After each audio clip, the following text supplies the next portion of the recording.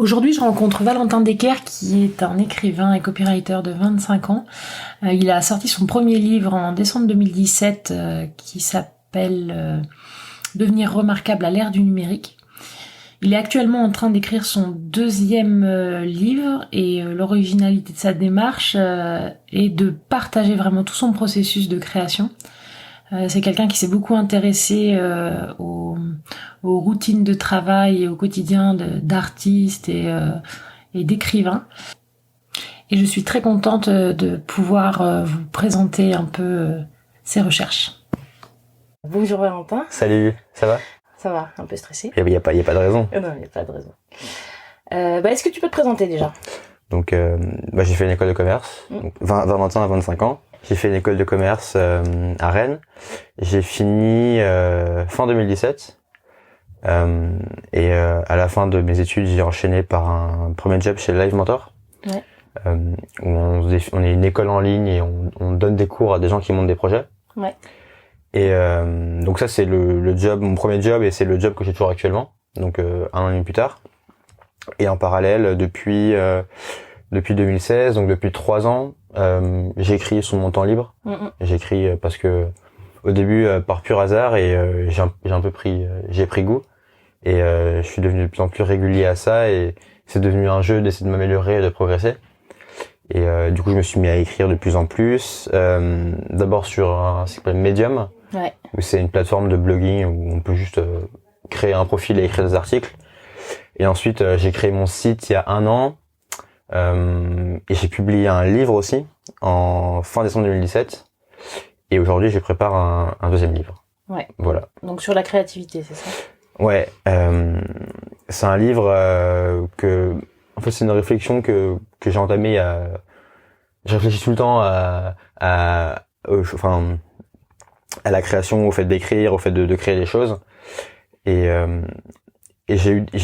on en discutait jusqu'avant, mais moi, j'ai jamais voulu être un artiste, et même aujourd'hui, quand on me demande de me définir, j'ai du mal à dire je suis artiste, parce que il y a une connotation où l'artiste est un peu fou et un peu rêveur, et l'artiste ne gagne pas bien sa vie. Tous ces clichés, ces préjugés qu'on peut avoir sur le fait de créer et le fait de faire de l'art. Et en fait, en m'intéressant à la vie justement d'artistes, la vie d'écrivains, la vie de gens qui faisaient des projets vraiment très variés, et aussi la vie d'entrepreneurs, je me suis rendu compte que en fait, c'était pas du tout des gens qui avaient un talent inné, c'était pas des gens qui avaient des pouvoirs supernaturels et qui étaient nés avec un don pour créer, mais c'était juste des gens qui se sont pris de passion pour une discipline et qui ont été hyper rigoureux avec ça, qui ont travaillé énormément. Ouais. Et cette dualité entre les idées préconçues qu'on a et la vraie condition d'artiste et le vrai travail qu'il y a derrière, ça a été un peu un point de départ pour ce projet-là. Et donc l'idée que je veux défendre, c'est que effectivement créer un projet à la frontière entre je fais un truc qui me passionne parce que j'ai un intérêt pour ce sujet-là, et un truc qui va aider des gens. En fait, pour réussir ce type de projet, ça veut dire par exemple créer un blog, faire des vidéos, faire un podcast, faire de la musique, faire de l'art, peu importe. Ça a rien à voir avec avoir de l'inspiration ou avoir un don pour ça. C'est sûr. Même s'il y a forcément une variable qui joue, mais c'est plutôt est-ce que tu es régulier, est-ce que tous les jours tu crées, est-ce que tu as des feedbacks pour t'améliorer dans ce que tu fais. Et est-ce que t'as une démarche active de comment est-ce que chaque jour je deviens meilleur dans ce que je fais. Et est-ce que tu réfléchis à comment tu positionnes ce que tu fais pour trouver des personnes que ça va intéresser, comment tu communiques dessus. Et donc j'ai envie de m'adresser à ces gens-là qui créent des choses, ouais. et de créer un livre qui va être un peu leur boussole dans leur aventure, en disant t'as plein de hauts et de bas quand tu crées. Au début, t'es super excité par l'idée, tu te dis putain ça va être génial, l'idée est super, tout le monde va aimer. Tu commences à créer pendant quelques semaines, quelques mois, et tu te rends compte que c'est nul, que tu mets du temps, que c'est beaucoup plus dur que prévu, que t'as vraiment une phase down où t'es seul chez toi à créer et tout le monde s'en fout de ce que tu fais. Et l'idée, c'est que tu fasses un livre qui se lit un peu comme par exemple une page par jour. Là, je lis un livre qui s'appelle Daily Stoic. C'est une page de stoïcisme par jour. Donc c'est pour mieux se sentir le matin, pour affronter la journée, appliquer à la vie moderne. Et ce côté, il m'accompagne dans mon quotidien et je lis un peu une page quand je veux. En termes de format, ça me plaît bien. Ouais. Donc je me vois bien organiser mon livre. Là, je suis encore en phase de réflexion et je commence à écrire dessus, mais sur comment est-ce que je peux écrire un livre qui accompagne le créateur dans son aventure créative. C'est un peu ça le fil conducteur. Avec, comme je te le disais, au début, l'idée elle est pas forcément importante. Ce qui compte, c'est que tu mettes le pied à l'étrier et que tu commences par faire un truc. Ensuite, c'est que tu vois, t'as des retours rapides sur ce que tu fais. C'est que tu t'abandonnes pas, tu persévères. C'est un peu ça la trame. Mais d'ailleurs, dans ton livre, t'en parles un peu. Dans le premier livre, du coup. Le premier livre. Devenir remarquable à l'ère du numérique. Ouais, c'est ça. Moi, c'est vraiment un livre que je conseille parce que c'est un livre qui fait du bien, quoi. Tu parlais un moment tu citais Idriss Aberkan, qui disait une innovation, elle passe toujours par 3 phases. Au début, elle est dangereuse. Non, au début, elle est ridicule. Ensuite, elle devient dangereuse. Et après, elle devient acceptée de tous. Ouais. Et je trouve ça assez vrai, et ça peut même s'appliquer à soi-même, quoi. C'est-à-dire que on parlait tout à l'heure des artistes. Le moment où tu décides d'être artiste, alors que ce soit peu importe le domaine, on passe toujours par ces phases-là, quoi. Tu prends un peu peur de la grandeur que ce que ça implique. Tu vois, le mot artiste, c'est clinquant, tu t'imagines Mozart, machin, tu te dis mais moi je suis nul à côté de ça, tu vois. Ouais. Et donc t'as peur. Et après effectivement t'as le côté quand tu mets vraiment les mains dedans et que tu vois ce que ça implique en termes de travail et de ce que ça demande, tu peux prendre peur, ouais. Ça peut être dangereux pour toi, quoi, ouais. Encore quand tu commences à te dire que c'est le travail qui va t'aider, tu passes déjà un stade. Ouais, tu passes un stade. Ouais. Parce que t'es déjà plus dans moi c'est un peu pour ça que j'ai appelé le podcast L'art c'est les autres. Ouais. Parce que quand j'ai commencé les émissions, je me disais est-ce que j'en fais partie, quoi, est-ce que j'en suis, et en fait comme tu dis, finalement c'est est-ce que tu bosses pour ça. Ouais. Effectivement on bosse pour développer la démarche artistique, dans le cas d'artistes visuels, on bosse pour en technicité, quoi. Ouais. Mais quand on commence à se dire que c'est du travail, on va commencer aussi à regarder comment on communique, qui on va c'est libérateur, je trouve, de penser comme ça. Exactement. Parce que d'un coup, t'es au contrôle, quoi. Exactement. Tu dépends plus de l'inspiration ou de un truc un peu surnaturel, mais c'est toi qui es au contrôle de ton truc, quoi. Ouais. Et ce qui est d'autant plus libérateur dans ton livre, c'est que tu dis une chose très juste, finalement, on n'est pas dans le monde d'il y a 10 ans. Et le numérique, il peut vraiment permettre, moi je m'étais pas tellement rendu compte de ça, en fait. Mais toutes les avancées numériques peuvent vraiment te permettre de passer outre les institutions. Ouais, en fait, il y a 1 an, j'avais une autre idée de livre que j'avais commencé, mais que j'ai pas mené au bout pour plein de raisons, mais en fait, c'était sur la théorie des 1000 fans. Je sais pas si ça te parle. Ouais. C'est de un mec qui s'appelle Kevin Kelly qui écrit ça en 2008, donc c'était il y a 10 ans maintenant.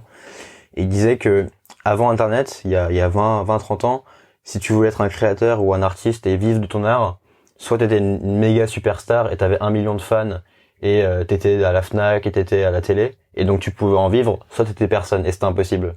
Ouais, parce que en fait, si tu voulais être distribué en magasin, si tu voulais que les gens te découvrent, en fait, il faut imaginer que quand la Fnac prend ton CD ou ton livre, elle fait un pari sur toi, parce que l'espace qu'elle a dans son magasin est limité, et donc elle tu vois, économiquement, rationnellement, elle prend que des hits et elle est sûre que ça va marcher, hein. Ouais, et donc toi, si personne te connaît, la Fnac jamais elle te prendra ton bouquin ou ton CD. Et aujourd'hui, grâce à Internet, grâce à Amazon, toutes les plateformes qui existent pour se distribuer, en fait déjà t'as une chance d'être touché, d'être trouvé par les gens.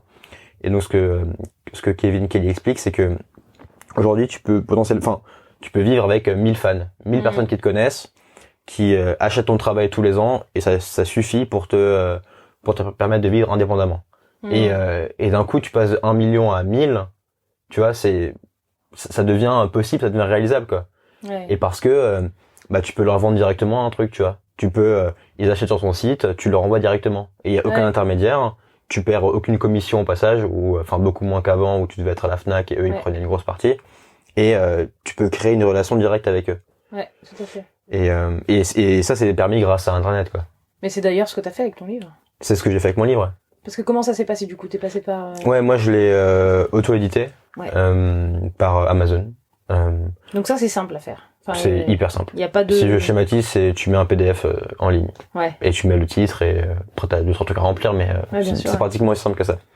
Ouais. Et parce que moi quand j'ai eu l'idée d'écrire le livre, donc c'était à l'été 2017, il y avait le double côté qui m'intéressait, c'était à la fois la partie écriture.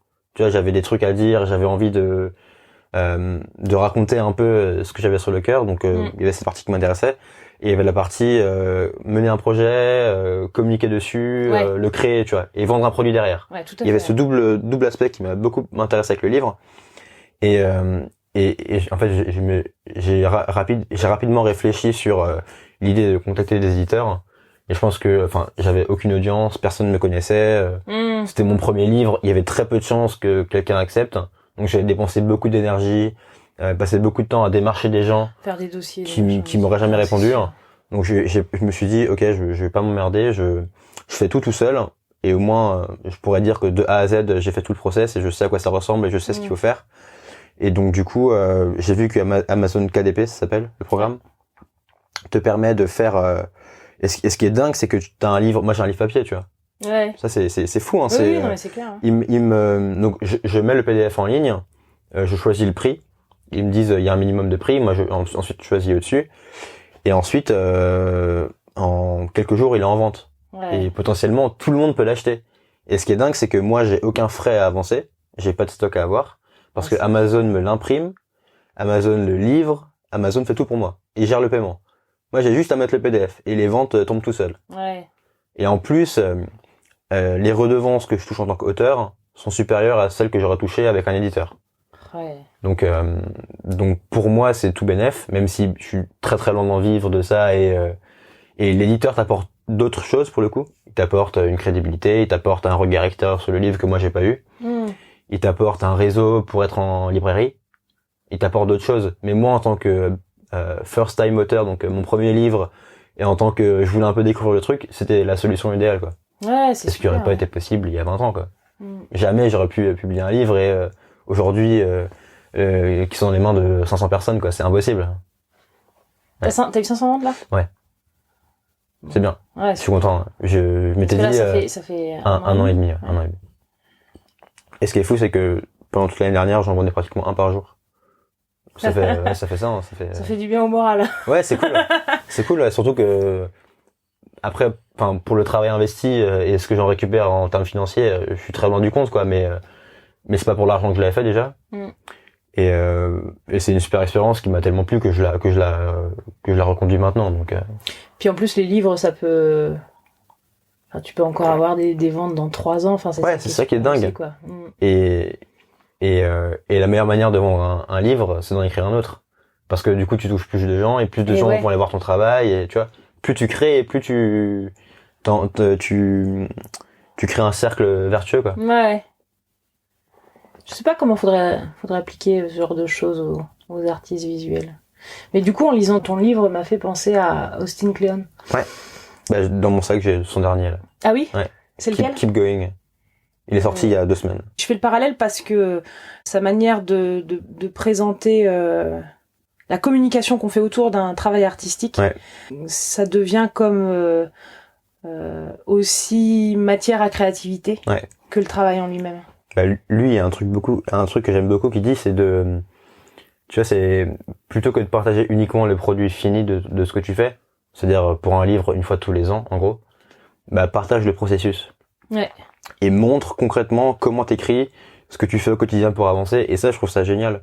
Parce que du coup, t'as toujours matière à partager. Tu montres cette espèce de black-noir où personne ne sait comment tu fais un livre et comment tu fais un tableau ou une musique. Bah, lui te le montre sur Twitter, il est très actif. Il a une newsletter où il partage régulièrement ce qu'il fait. Et ça, c'est vraiment chouette. Et j'essaie de l'appliquer... Enfin, pas aussi bien que lui, mais lui, pour le coup, il a vraiment bien poussé ce concept et je trouve que c'est hyper important quand t'es artiste de partager pas seulement ton travail final, mais Ouais, tout à fait, ouais. tout ce que t'as fait pour arriver à ce travail final. Toute la réflexion, toutes les itérations que t'as eues. Bah d'ailleurs, quel Ouais. conseil tu donnerais Ouais, aux jeunes artistes qui se lancent? Enfin, c'est toujours dur de donner des conseils, mais moi, pour écrire mon livre, le premier, j'ai tout écrit sur Medium. J'ai tout donné gratuitement. Ouais. Parce que j'étais pas connu. Personne me connaissait, donc je me suis dit, je vais publier une partie toutes les semaines, et des gens vont me découvrir comme ça. S'ils aiment, ils vont continuer à me lire, et si ils veulent me soutenir, il y a un livre qui coûte 11 € et qu'ils peuvent acheter, quoi. Ouais. Et comme ça, je me fais connaître. Parce que Et ça a marché? ouais, ça marchait, ouais. Mais c'est pour ça que j'ai eu autant de ventes, je pense. Ouais. Parce que pendant 6 mois, j'en parlais tous les jours. Enfin, toutes les semaines, pardon. Et même après, j'ai continué à écrire dessus. Je fais souvent des mentions, etc. Donc les gens vont voir et il y en a qui achètent. Mais le fait de montrer le processus et de d'écrire autour, il y a des gens qui m'ont découvert comme ça. Parce que l'autre solution, c'est tu t'enfermes 6 mois, t'écris, tu montres rien à personne. Le jour où ça sort, tu dis que tu sors un truc et t'es noyé parmi les milliers de livres qui sortent tous les jours sur Amazon. Et ce qui est dingue, c'est que t'es en concurrence avec la télé, YouTube, tout ce qui peut prendre l'attention des gens concurrence ton livre. Donc c'est pas uniquement juste les autres livres qui sortent, c'est tout est en concurrence pour tes potentiels lecteurs. Et donc c'est hyper dur. Et tu vois, et les convaincre de payer 10-15 balles pour un livre dont ils connaissent pas l'auteur, dont ils ont rien lu avant, c'est super dur. Donc il faut donner en gratuit. Il faut surtout au début quand t'es pas connu, il faut il y a l'histoire de Tim Ferriss qui me fait rire. Est-ce que tu connais Tim Ferriss? Oui. C'est celui qui a écrit La semaine de 4 heures. Ouais. Son livre, il l'a mis lui-même sur les sites de téléchargement pirate pour que les gens le téléchargent. Sur je sais pas, c'était à l'époque uTorrent, enfin je sais plus quoi, mais il l'a mis gratuitement pour que les gens le téléchargent, parce que c'est comme ça qu'il peut se faire connaître, quoi. Connaissent, ouais. Il y a ça aussi en musique, il y a vraiment ceux qui sont très accrochés à leurs royalties et ceux qui... Mais je pense qu'au début c'est dur je pense que si tu veux c'est important de donner, je pense, avant de recevoir, hein. Je pense que c'est valable partout. Et là, j'ai pas d'exemple en tête, mais je suis sûr qu'il y a plein de musiciens qui sont lancés en donnant des concerts gratuits dans des bars ou juste en testant ce qu'ils font auprès d'une audience, et ensuite en se faisant connaître un par un, une personne après une personne, et à la fin ça grossit, quoi. Moi, j'ai baigné dans plein de milieux, les beaux-arts, puis après école d'art, mais où j'avais appris le soufflage de verre. Et c'est quand même des institutions extrêmement rigides, quoi. Moi, je me souviens de profs qui me disaient, mais choisis bien où t'exposes parce que ça peut conditionner tu sais, si t'exposes dans la mauvaise galerie, ça conditionnera ta carrière, et au final, tout ce que ça a fait, c'est que ça m'a grave bloqué, quoi. C'est qu'à un moment donné, tu te dis, mais alors si j'expose là, Et effectivement, je pense que c'est un peu vieillot comme manière de voir. Mais moi j'ai pas connu ce milieu-là, mais j'ai baigné dans Internet, j'ai grandi avec ça, donc cette culture du très ouvert, même si j'avais aussi des barrières mentales où où t'as peur de faire des choses, où tu doutes de toi-même, c'est normal, je pense, mais ce côté rien n'est jamais figé et tu peux toujours changer de direction et tu as toujours le contrôle sur ce que tu fais. Je pense que je l'ai intégré et c'est important de l'avoir, quoi. Là, ce que j'aime bien, c'est l'écriture, mais je m'interdis pas du tout de faire des vidéos ou de faire des podcasts ou de faire d'autres trucs, quoi. Tant que c'est ce que j'aime et tant que je prends du plaisir à le faire, je trouve que c'est important de pas se limiter, quoi. Et après, ça dépend de ton environnement, de plein de trucs, quoi. Mais après, ce qui est sûr, c'est que je pense que c'est hyper important d'avoir un endroit à soi sur Internet, un site. C'est assez simple à faire, où tu partages juste, tu vois, sans forcément d'ambition particulière, mais juste ce qui t'intéresse, ce qui te passionne, ce que t'as dans la tête. Et c'est un peu ce que j'essaie de faire avec mon site. Des fois, il y a des articles, je suis sûr que pour les gens, ils font aucun sens, mais juste, tu vois, c'est un truc que j'ai en tête depuis plusieurs jours et il faut que j'écrive dessus, quoi.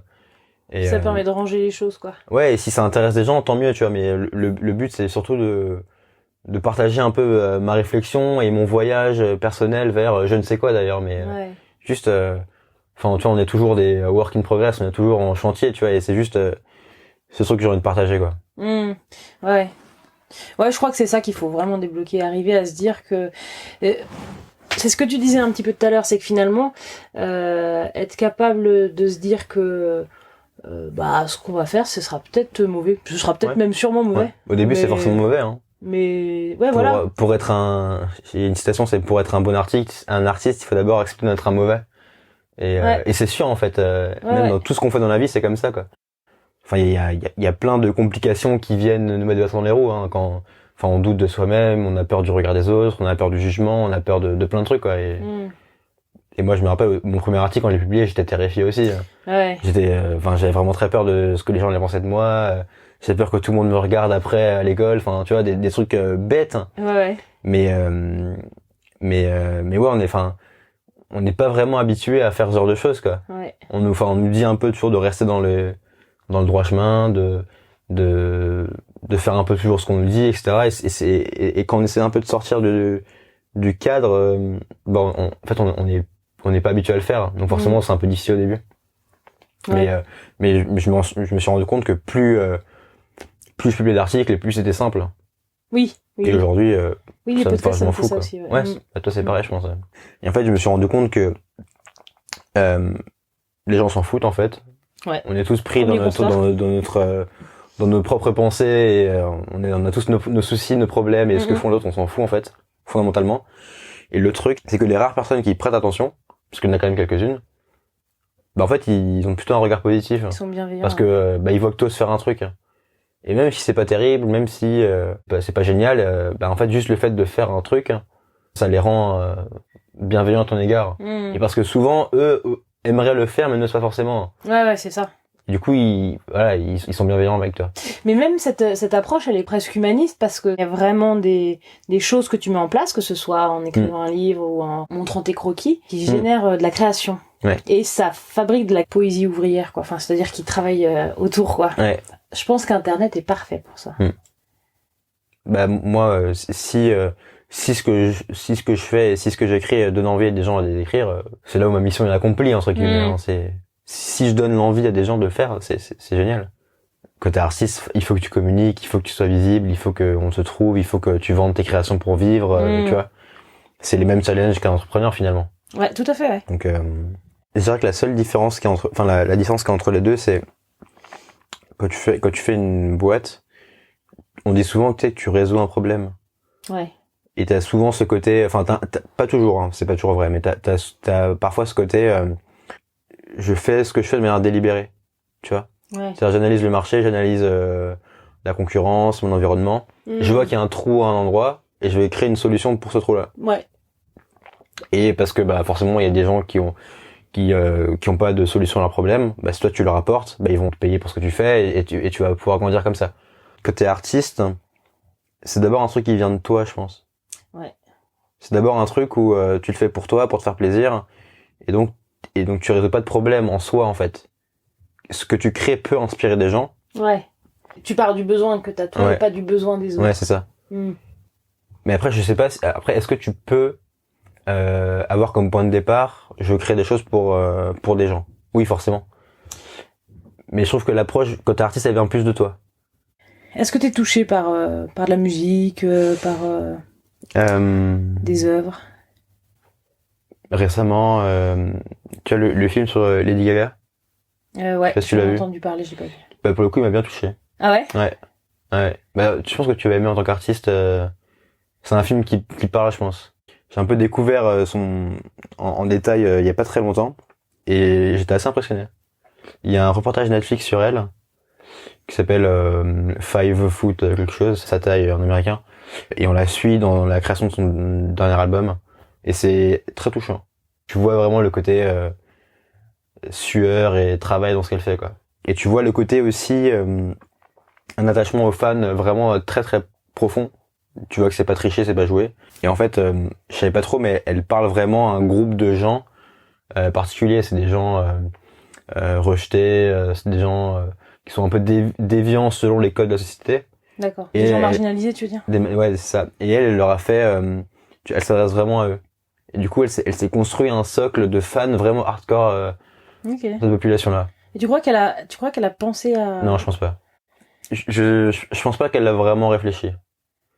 Je pense que juste que c'était un peu qui elle était au fond et elle avait juste énormément de choses à donner à ces gens-là, quoi. Je te conseille vraiment, le film est très bien et le reportage Netflix est très bien aussi. Ok. Ouais. Justement, tu parlais de cibles. Ça peut arriver quand tu commences à te lancer en tant qu'artiste, tu te poses la question, bon, à qui je m'adresse, quoi. Et finalement, par faute de méthode, je pense, tu finis par te dire, en gros, ma cible, c'est les gens qui ont de la thune et qui aiment l'art, quoi. Enfin, ouais. Alors que c'est tellement plus... Ouais, c'est plus fin. Mais c'est dur au début de le savoir. Ouais. Je pense que ce que tu fais, ça transpire et ça parle à des gens. Et pour le cas de Lady Gaga, je pense qu'au début, elle l'a fait un peu instinctivement, mais après, je pense qu'elle l'a bien marketé pour parler à ces gens-là. Mais au début, je pense que c'est sincère ce qu'elle raconte. Ouais. Et après, je pense qu'il faut un minimum le réfléchir et l'alimenter ouais, bien sûr. Ouais. Et le rationaliser. Mais au début, c'est dur de parler à des gens qui te correspondent pas et qui, au fond, ne sont pas alignés avec qui t'es, quoi. Oui, c'est sûr. Et puis, comme tu dis, ça arrive pas de suite, quoi. Quand tu vends, je sais pas moi, des verres, tu peux te dire que mais même dans les verres, je connais pas du tout ce milieu-là, mais si tu parles aux plus grands designers de verres et aux meilleurs, je suis sûr qu'ils vont te dire, moi je parle que à ces gens-là. Je parle que aux gens qui ont ces goûts-là, et tu vois, je pense qu'ils... Mais nous on s'en rend pas compte parce qu'on n'est pas sensible à ça. Hein. Oui, pour l'art c'est plus délicat. Enfin, j'ai l'impression que pour l'art, ça peut venir que à mesure que tu crées, quoi. C'est-à-dire que tu peux pas avant d'avoir ton numéro tiré de ta boîte et que ton boulot soit vraiment développé, te dire tiens, je vais parler à ces gens-là. Ouais. Alors après, il peut y avoir des exceptions, des gens qui ont vraiment déjà une espèce de communauté qui peut être par exemple religieuse ou... Mais effectivement, on commence toujours par partir de soi, donc c'est déjà... Tu fais déjà parles des gens qui te ressemblent, hein, quelque part. Au début, c'est ça. Et toi, t'as commencé à voir quelque chose qui se dégageait des gens qui achètent ton livre? Pour mon premier livre, c'est des gens... beaucoup de gens qui, comme moi, se posent des questions. Je pense que le point de départ, c'est... tu te poses des questions, tu sais pas trop quoi faire... T'as à la fois plein d'opportunités, mais tu sais pas faire grand chose, donc c'est dur t'es un peu entre les deux et c'est dur de se placer entre les deux. Mais du coup, c'est un profil qui est assez varié. Ouais. Il y a des gens qui ont mon âge et qui sont un peu dans la même situation que moi, mais il y a des gens très différents et à qui ça parle quand même, tu vois. Et ça, je pensais pas que ça allait leur parler quand je l'ai écrit. Ouais. Je pensais que ça allait parler à des gens un peu avec mon profil. Tu fais des bonnes études et au final tu te rends compte que en fait tu sais rien faire et que et tu sais pas ce que tu veux faire et tu sais pas et t'as pas de compétences pour faire ce que t'aimerais faire. Ouais. Et au final ça parle à des gens très différents donc c'est cool. Mais y compris à des artistes. Je connais des artistes qui te suivent. Ah ouais. Ouais, il y a quelques artistes qui me Mais non, ouais, c'est des profils très différents. Mais tant mieux hein. Pour l'instant comme je te dis, tu vois, mon site, c'est vraiment plutôt un terrain de jeu pour moi. C'est plutôt... Mais ça se ressent, hein. Ouais. Cette semaine, j'ai envie de parler de ça et je parle de ça. Et du coup, si tu vas voir tous les articles que j'ai faits, il y a des trucs vraiment qui ont pas grand-chose à voir. Après, le fil conducteur, c'est moi, mes questions et ce qui m'intéresse, mais tu vois, je réfléchis pas en termes de... là, il y a une niche, là, il y a un truc où il y a personne et je me mets là. Oui. C'est plus... peut-être que je le ferai plus tard, mais là, c'est plus... en ce moment, je m'intéresse à ça. En ce moment, c'est les gens qui montent des projets et qui créent des choses. C'est ce qui m'intéresse et donc je parle de ça. Ouais. Dans 6 mois, ce sera sûrement autre chose. Hein. Mais au début, je pense que c'est la bonne manière de faire. De pas trop réfléchir et juste de faire mais c'est une belle image, ça. Je pense que c'est vraiment un conseil que je pourrais donner à des artistes, quoi. Prenez votre site et votre communication en général comme un terrain de jeu. Ouais. Et en fait, t'attires des gens qui cherchent... En fait, juste le fait de se poser des questions, ça attire des gens. Le fait de partager ce qui t'intéresse, ça attire des gens. Et plus qu'on ne le pense. Ouais. Et je pense que des auteurs comme Austin Kleon, on en parlait, lui aussi, c'est un grand terrain de jeu, ce qu'il fait. Et ça intéresse à plein de gens. On est des lecteurs tous les deux. Ouais, De toute façon, on est toujours tous work in progress. Et donc, si tu partages ça, tu parles forcément à plein de gens. Et du coup, comment on fait pour avoir accès à ta newsletter? Sur mon site, c'est valentindecker.com, tout simplement. Comme je t'ai dit, comme c'était mon terrain de jeu, mon espace, et comme j'avais pas de thème particulier, j'ai pris le plus simple, quoi. Je voulais pas partir sur un nom et potentiellement dans 6 mois regretter ce nom et changer d'orientation, tu vois. Et donc j'écris sur le marketing, l'écriture, la créativité, le fait de créer des projets. Je fais aussi un mini résumé des bouquins que je lis toutes les semaines. Ouais. Pareil, si tu lis, c'est nul, mais c'est juste pour moi, quoi. C'est juste pour avoir une trace, c'est juste me forcer à mettre sur écrit ce que je lis. Mais en soi, c'est pas très intéressant de les lire, je pense. Mais objectivement, là j'ai fait le résumé de la vérité sur l'affaire Alain Hébert. C'est 200 mots. C'est juste des points que je voulais marquer et voilà, quoi. Ouais. C'est tout. Qui te permettent toi de mieux ancrer ce que t'as dit. de mieux ancrer, si je le relis un jour, ah oui tiens, ça parle de ça. Ouais. Non, très bien, super. Très bien. Et si tu veux finir, je peux donner un livre si t'as des artistes comme public qui m'ont marqué. Il y a deux livres, un auteur on va dire, qui s'appelle Steven Pressfield. Oui, l'art de la guerre. La guerre de l'art. La guerre de l'art et, moi je dis en anglais, mais et Turning Pro, c'est devenir pro. Et qui m'ont vraiment la guerre de l'art, je l'ai lu il y a 6 mois. Il m'a vraiment aidé dans la phase que je traversais et aujourd'hui, tu vois, je pense différemment après avoir lu ce livre. Ouais. Donc il explique que quand on crée des choses, il y a un mécanisme qui s'appelle la résistance qui vient. Et en fait, la résistance, elle se définit par tous les moyens que notre cerveau utilise pour nous empêcher de travailler. Donc c'est la flemme, c'est l'espèce de fatigue un peu, mais t'es fatigué mais t'es pas trop fatigué, la peur du regard des autres, la peur du jugement, syndrome de l'imposteur, tous ces mécanismes qui nous empêchent de faire notre travail et qui nous font procrastiner en fait. Ouais. Et il explique que peu importe ce qu'on est et ce qu'on fait, on a tous ce sentiment-là, surtout quand on fait de l'art, parce que l'art c'est un peu un truc différent, tu vois. Et il explique que ce sentiment-là, cette résistance, elle partira jamais en fait. Quoi que tu fasses, elle partira jamais, elle sera toujours là. Tout ce que tu peux faire, c'est apprendre à jouer avec et apprendre à danser avec. Et quand elle est là, la reconnaître et dire ok, résistance, je vois que t'es là, mais c'est pas grave, j'ai quand même bossé. Ouais. Et il explique que pour la surmonter, ça s'appelle donc Turning Pro, c'est devenir un pro. C'est un pro, quoi qu'il arrive, tous les matins, il se présente au travail. La page blanche, ça n'existe pas, tu vois. Un plombier, il a pas le syndrome du tuyau du tuyau blanc. Voilà, il a pas du tuyau blanc, il est juste là, il fait son taf. Et quand t'écris c'est pareil, et quand tu crées c'est pareil, ça n'existe pas, c'est juste des fantasmes, des mythes que tu te racontes. Et ce qu'il faut, c'est quoi qu'il arrive, t'es là, tu crées, même si c'est nul sur le moment, ça va créer une dynamique, ça va créer quelque chose, un mouvement. Et ce qui compte, c'est juste de faire des choses. Ouais. Et tant que tu fais tous les jours, et tant que tu n'acceptes, tant que tu ne t'accordes aucune excuse et t'acceptes pas que les événements extérieurs influent sur toi, t'es dans le vrai et tu surmontes la résistance et tu crées et ça donne des choses. Et cette idée, elle m'a bien marqué parce que je pense que quand tu crées, il y a plusieurs phases. La première, c'est tu crées par intérêt, par passion et juste parce que pour l'amour de ce que tu fais. Mais si tu veux devenir sérieux et avoir de l'ambition avec ça, je pense qu'il faut enclencher la phase de devenir pro avec ça. Ouais. Et de se dire ok, maintenant je suis sérieux avec ça, il y a plus d'excuses. Je pratique tous les jours. Mon but c'est de m'améliorer, je cherche des feedbacks, je suis dans une démarche active de comment je progresse. Et là c'est un peu cette phase que j'ai actuellement, c'est tous les jours j'écris un peu de mon bouquin, je partage ce que je fais, j'écris un article toutes les semaines, quoi qu'il arrive il sort. Ma newsletter je l'envoie tous les dimanches, pareil quoi qu'il arrive je l'envoie. Et cette idée elle est hyper importante, elle change tout en fait, parce que t'as le contrôle. Et même si y a des moments de haut et de bas, tu vois, tu sais que c'est normal, tu sais que t'es beaucoup plus serein, je trouve. Et du coup, t'as mis en place une routine journalière pour travailler? Enfin, ou en tout cas, tu as mis en place des choses pour... c'est pas toujours très régulier, mais oui, j'essaye de... Par exemple, le matin, j'essaie de me lever un peu plus tôt pour écrire, parce que je sais que c'est là où je suis mentalement le plus frais, donc si je fais ne serait-ce que 20 minutes, une demi-heure, je suis content.